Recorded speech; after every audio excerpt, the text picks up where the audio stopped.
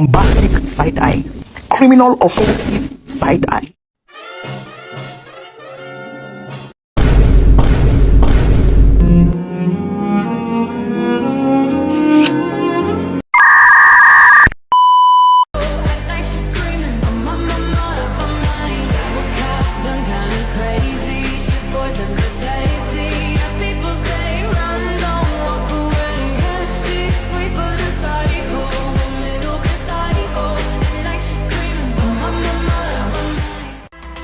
Assalamualaikum warahmatullahi wabarakatuh. Halo teman-teman, perkenalkan nama saya Niwayan Suryani dengan NIM A1124023.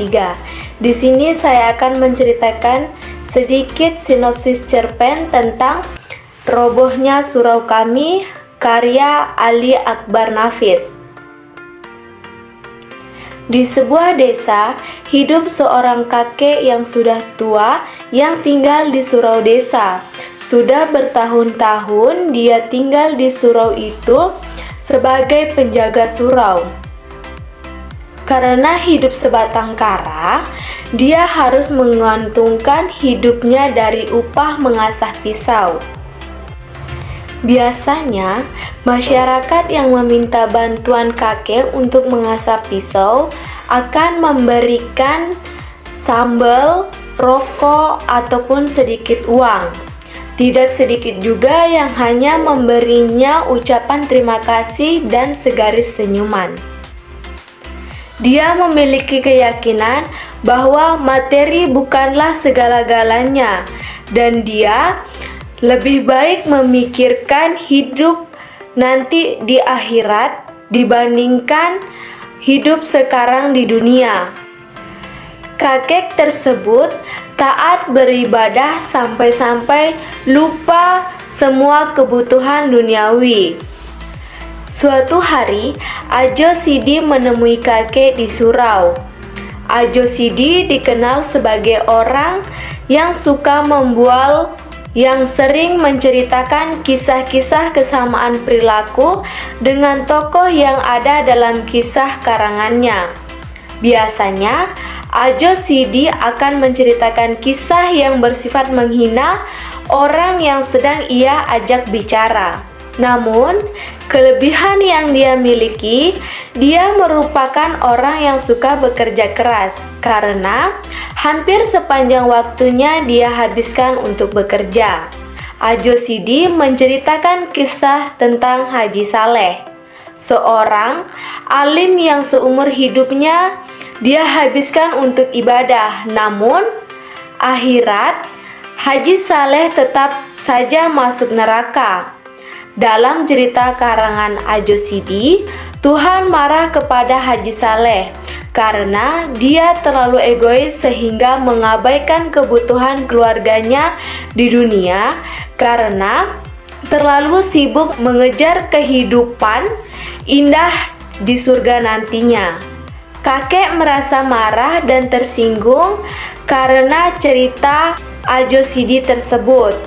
Tidak hanya itu, kakek juga menjadi pendiam dan kelihatan murung setelah pertemuannya dengan Ajo Sidi di surau yang merupakan tempat tinggalnya itu.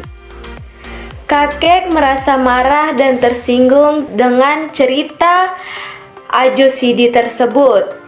Tidak hanya itu, kakek juga menjadi pendiam dan kelihatan murung setelah pertemuannya dengan Ajo Sidi.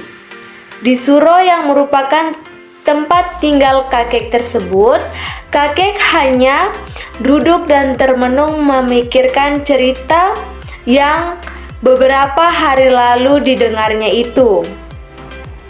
Entah bagaimana, kakek merasa bersalah dan berdosa. Hingga suatu hari kakek telah ditemukan mati karena bunuh diri. Ketika Ajo Sidi dicari dan dimintai pertanggungjawabannya, Ajo Sidi malah tidak ada di rumahnya karena dia sedang pergi bekerja seperti biasanya. Dia hanya menitipkan pesan kepada istrinya untuk membelikan 7 lapis kain kafan untuk kakek tersebut.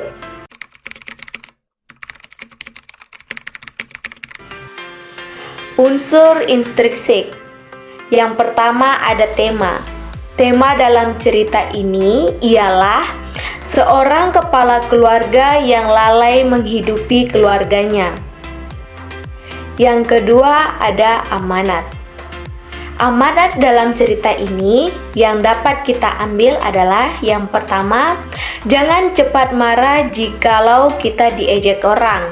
Yang kedua, jangan cepat bangga kalau berbuat baik. Dan yang ketiga, jangan terpesona oleh gelar dan nama besar. Yang keempat, jangan menyanyiakan yang kamu miliki. Dan yang kelima, jangan egois. Yang ketiga ada latar. Pada cerita ini, latar ada dua, yaitu latar tempat dan latar waktu. Latar tempatnya berada di kota, dekat pasar, di surau, dan sebagainya. Dan yang kedua ada latar waktu, yaitu beberapa tahun yang lalu. Yang keempat ada alur. Alur yang digunakan dalam cerita ini ialah alur mundur. Dan yang kelima ada tokoh dan penokohan. Tokoh yang terdapat dalam cerita ini ialah yang pertama tokoh aku berwatak ingin selalu tahu tentang urusan orang lain. Dan yang kedua Ajo Sidi ialah orang yang terkenal suka membual. Yang ketiga ada kakek, orang yang egois dan lalai, mudah dipengaruhi dan mempercayai orang lain. Yang keempat adalah Haji Soleh, yaitu orang yang telah mementingkan dirinya sendiri. Yang keenam ada sudut pandang. Sudut pandang yang digunakan dalam cerpen ini ialah sudut pandang orang pertama. Artinya, orang yang menulis cerita ini ikut tercantum dalam cerita tersebut. Selanjutnya ada unsur ekstrinsik. Unsur ekstrinsik yang pertama ada nilai sosial, artinya kita harus saling membantu jika orang lain dalam kesusahan seperti dalam cerpen tersebut, karena pada hakikatnya kita adalah makhluk sosial. Yang kedua ada nilai moral. Kita sebagai manusia hendaknya jangan saling mengejek atau menghina orang lain, tetapi harus saling menghormati.